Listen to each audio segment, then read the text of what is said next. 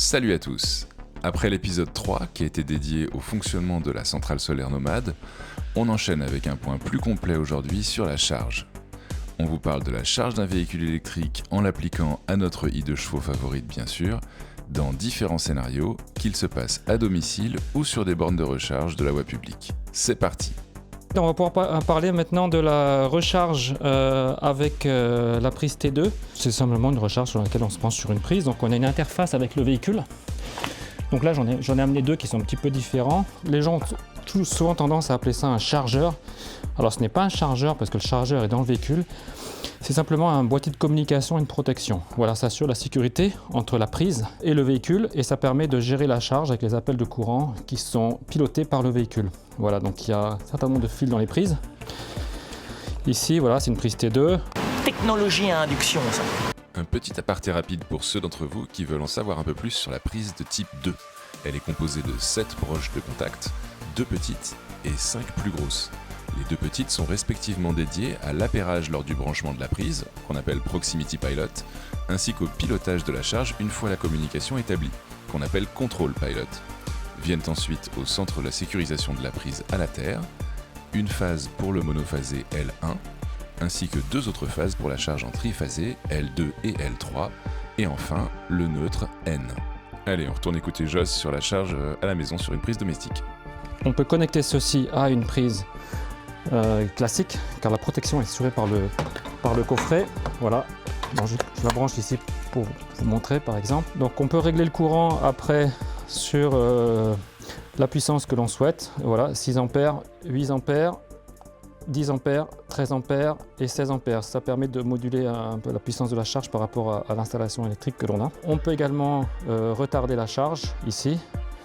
On peut incrémenter jusqu'à 12 heures, de 1 heure, 2 heures, vous voyez, on peut incrémenter la charge et la charge se déclenchera lorsque l'on souhaitera. Voilà, donc ça c'est un premier exemplaire. On a également un second exemplaire avec une puissance supérieure qui utilise une prise P17. Un autre aparté rapide sur les prises appelées P17. On trouve fréquemment ces prises issues du domaine industriel sur les quais des ports de plaisance ou encore dans les campings. Les différents types de prises de ce standard varient en taille et en nombre de broches en fonction des courants autorisés et du nombre de phases du circuit afin d'éviter une connexion entre circuits incompatibles. Le code couleur dépend surtout de la tension avec les 3 couleurs les plus répandues, jaune pour le 110 volts, bleu pour le 230 volts qui est la plus répandue en Europe et rouge pour le 400 volts. Donc on va le brancher sur une prise 32 ampères monophasée, donc une P17 bleue. Et on a le même principe, sachant qu'on a une amplitude de courant qui est plus importante. On commence à 10, 16, 20, 24 et 32 ampères. Donc les 32 ampères correspondant à la puissance maximale qui est de 6 kW/6 pour la 2 chevaux. Et on va connecter l'autre extrémité à la 2 chevaux et qui va partir en charge.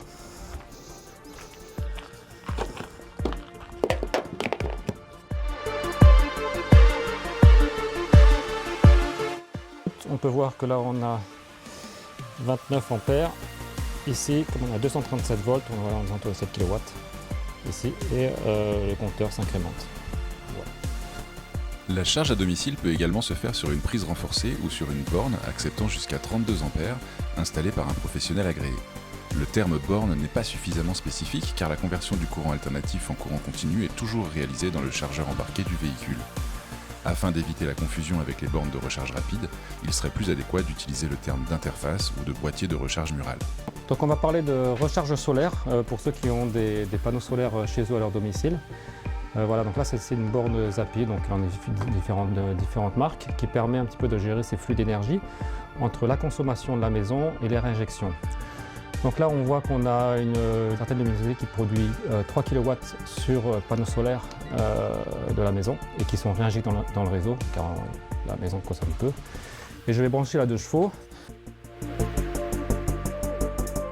Donc là en ce moment on produit 4 kW 3. Alors le soleil est assez fluctuant parce qu'il y a des nuages qui passent. Ça diverge vers le véhicule et on va voir le transfert qui va s'effectuer. Voilà, la réinjection au réseau diminue et on réinjecte dans le véhicule.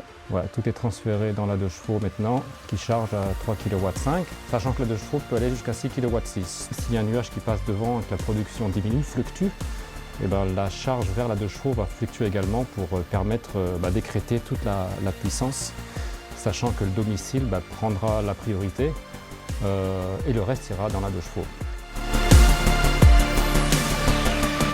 Bon là on va montrer un petit peu comment se passe le process de la charge sur une bande publique tout simplement. Voilà, là je vais me présenter.